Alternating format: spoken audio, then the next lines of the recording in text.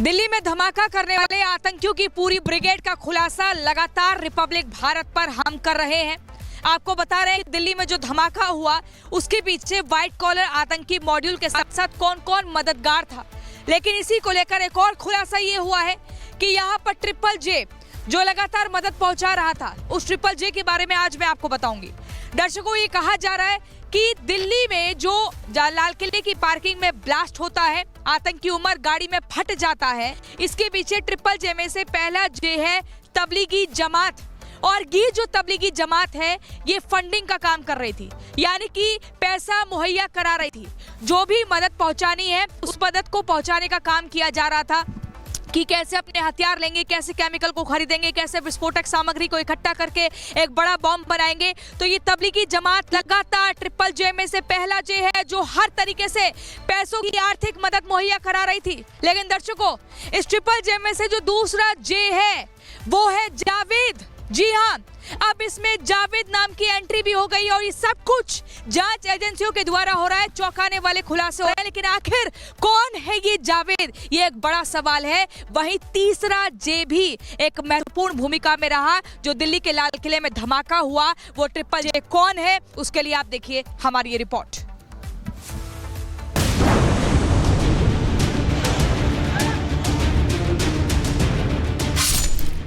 दिल्ली धमाके की जांच में हर रोज नए खुलासे हो रहे हैं, नए व्हाइट कॉलर आतंकी पकड़े जा रहे हैं। जांच का दायरा जैसे जैसे आगे बढ़ रहा है, फरीदाबाद टेरर मॉड्यूल से जुड़ी हर कड़ियों से पर्दा उठता जा रहा है।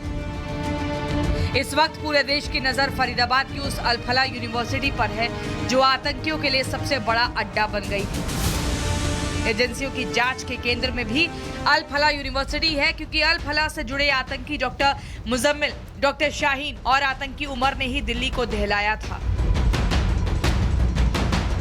ईडी ने अल-फलाह पर शिकंजा कसते हुए यूनिवर्सिटी के फाउंडर जावेद अहमद सिद्दीकी को गिरफ्तार कर लिया है। यह गिरफ्तारी अल-फलाह से जुड़े 25 से ज्यादा ठिकानों पर हुई रेड के बाद हुई है।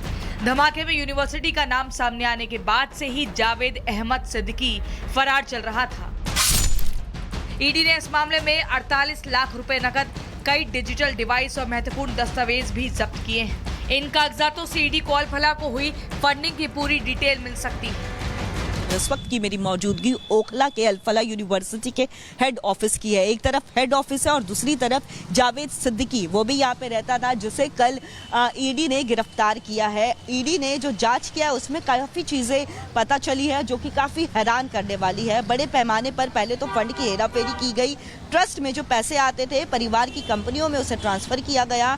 निर्माण और केटरिंग के जो कॉन्ट्रैक्ट भी जो जावेद सिद्दीकी ने अपनी पत्नी और बच्चों की कंपनियों को दे दिए। ईडी की टीम ने जो रकम जावेद सिद्दीकी के घर से ईडी की टीम को मिला है, बरामद किया है, वो 48 लाख रुपए का नगद है। दिल्ली में धमाका होने के बाद दिल्ली पुलिस ने जावेद अहमद सिद्दीकी के खिलाफ 2 एफआईआर दर्ज की थी। जावेद को समन भेजे गए थे, लेकिन जावेद खुद से सामने नहीं आया, जिसके बाद ईडी ने जाल बिछाकर जावेद को अरेस्ट कर लिया। जांच एजेंसियां सिर्फ अल-फलाह ही नहीं, व्हाइट कॉलर आतंकियों के पूरे मॉड्यूल की फंडिंग की जांच कर रही हैं। जांच में सनसनीखेज खुलासा हुआ है कि तबलीगी जमात की जमाती ज़कात के नाम से ही आतंकी शाहीन, परवेज और आरिफ की टेरर फंडिंग हुई थी। इन आतंकियों ने इस पैसे का इस्तेमाल आतंक का सामान, विस्फोटक सामग्री खरीदने के लिए किया था। ज़कात के पैसे से आतंकी देश विरोधी गतिविधियों को अंजाम देकर अपने मंसूबों को सफल बनाने में जुटे थे। सूत्रों के मुताबिक ज़कात की फंडिंग के जरिए ही ये आतंकी देश विदेश में यात्राएं करते थे। रकम का बड़ा हिस्सा नर्सरी तैयार में इस्तेमाल करते थे। बता दें कि उत्तर प्रदेश के पश्चिमी यूपी में मुरादाबाद, संभल, बिजनौर, दिल्ली, श्रीनगर, जम्मू के साथ साथ अन्य जगहों पर ये बैठकें करते थे और अलग अलग जगहों पर जाकर ये टेरर के लिए फंड इकट्ठा करते थे। एजेंसियों को पता चला है कि आतंकियों की फंडिंग में कई मुस्लिम देशों की संस्थाएं भी शामिल हैं। इन संस्थाओं से जुड़े 15 बैंक खातों को एजेंसियां खंगाल रही हैं। मतलब साफ है, व्हाइट कॉलर आतंकियों की साजिश इंटरनेशनल थी। एक तरफ आतंकियों की फंडिंग हो रही थी तो दूसरी तरफ पाकिस्तान में बैठे जैश के आतंकी फिदाइन दस्ता तैयार करने में जुटे थे। लाल किले के पास हुए ब्लास्ट की जांच में इसके सुराग भी मिले हैं। दरअसल जैश ए मोहम्मद पाकिस्तान के डिजिटल ऐप साडा पे जैसे ई वॉलेट्स के जरिए डोनेशन ले रहा है। इस एप्लीकेशन का मकसद हवाला फंडिंग को आसान बनाकर आतंकियों की फंडिंग को तेज करना है, जिसके बाद हवाला के इन पैसों से ही फिदायीन मुस्लिम महिलाओं की ब्रिगेड तैयार करनी थी। आतंकी डॉक्टर शाहीन से पूछताछ में ये खुलासा हो चुका है कि शाहीन ही मुस्लिम लड़कियों की हमदर्द बनकर उन्हें दहशतगर्दी के रास्ते पर ले जाना चाह रही थी और आतंकियों की ब्रिगेड तैयार करने में जो खर्चा हो रहा था वो पैसा पाकिस्तान में बैठे जैश ए मोहम्मद की आतंकी शाहीन को भेज रहे थे। Bureau report, Republic Bharat.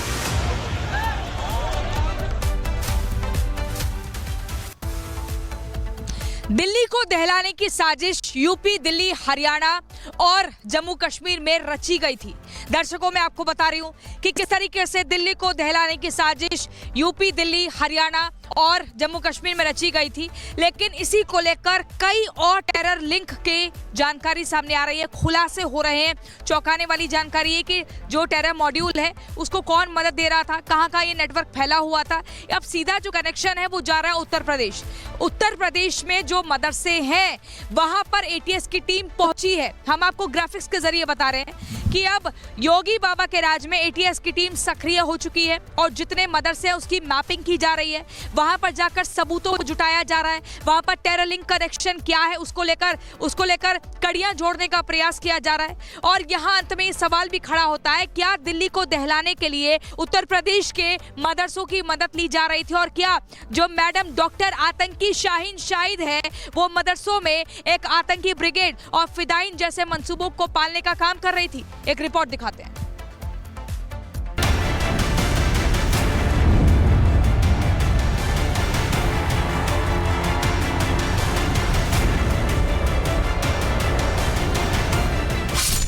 धमाका दिल्ली में हुआ लेकिन तार उत्तर प्रदेश से जुड़े, इसलिए सूबे के मुखिया योगी आदित्यनाथ एक्शन मोड में।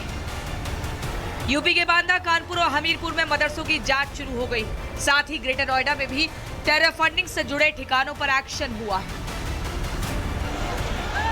दरअसल दिल्ली में लाल किले के पास हुए धमाके में डॉक्टर्स के शामिल होने का खुलासा होने के बाद से यूपी में हड़कंप मचा है, जिसके बाद यूपी एटीएस हरकत में आ गई है। यूपी के बांदा समेत कई जिलों के मदरसों में पढ़ने वाले छात्रों की जानकारी मांगी गई है। साथ ही छात्रों को पढ़ाने वाले मौलवी और मदरसों के स्टाफ की जानकारी भी एटीएस जुटा रही है।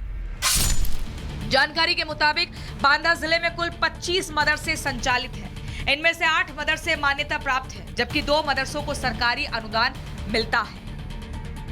उत्तर प्रदेश के फतेहपुर में भी मदरसों को सरकारी आदेश भेजा गया है। फतेहपुर जिले के सभी मदरसों का पूरा विवरण मांगा गया है।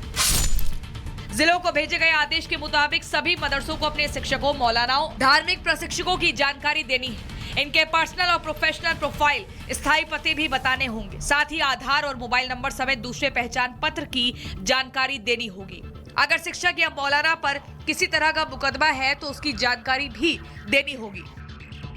उत्तर प्रदेश के कई जिलों में ऐसे मदरसों को चिन्हित किया गया है जिनकी जो सूची है वो तैयार की गई है और उनसे जो वेरिफिकेशन है वो कराया जाएगा। साफ तौर पर इन मदरसों में जो भी शिक्षक हैं, मौलाना हैं, धार्मिक जो प्रशिक्षक हैं, उनका पर्सनल प्रोफाइल, स्थायी पता, आधार विवरण, मोबाइल नंबर, अन्य पहचान पत्र एटीएस को सौंपने होंगे। इतना ही नहीं, जो छात्र हैं उनका भी बैकग्राउंड जो डेटा है पूरा वो उसकी सूची बना करके एटीएस को दी जाएगी। चूँकि हाल फिलहाल में जिस तरह से सीमावर्ती जो राज्य हैं उनके जो छात्र थे उनमें काफ़ी इजाफा हुआ है। देखा गया है कि यूपी में कई जिलों में ऐसे मदरसों और मस्जिदों में इस तरह के जो छात्र हैं वो भारी संख्या में आ रहे हैं, जिसके बाद इस तरह की जो सूची है वो मांगी गई है। एक पूरा डेटा है वो इनका कलेक्ट करके एटीएस अपने पास रखेगी।